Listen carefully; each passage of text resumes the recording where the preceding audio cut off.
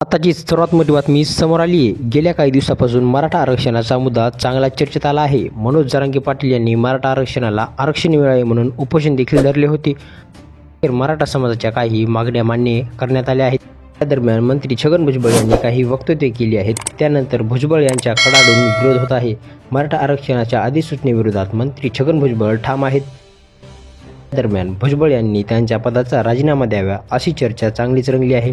शिवसेनेच्या काही नेत्यांनी मांडलेल्या भूमिकेमुळे भुजबळ यांचे मंत्रिपद धोक्याचे असल्याचे बोलले जात आहे. यामुळे चांगलीच राजकीय वातावरण तापले आहे. सध्या शिवसेनेच्या 2 आमदारांनी छगन भुजबळ यांची मंत्रिमंडळातून हकालपट्टी करण्याची मागणी केली आहे.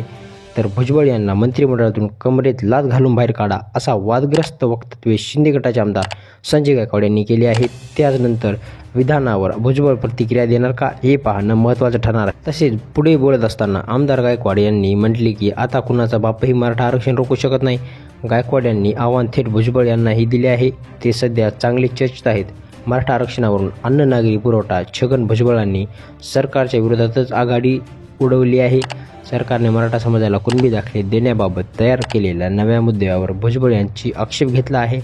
हाच वाद आता पेटून उठला असे दिसून येत आहे. तुम्हाला काय वाटतं कमेंटमध्ये कळवा व चॅनलला सबस्क्राईब करायला विसरू नका. अशाच नवीन अपडेट करता चॅनलला सबस्क्राईब करा. भेटूयात पुढच्या व्हिडिओमध्ये लवकरच तुमच्यासोबत. धन्यवाद.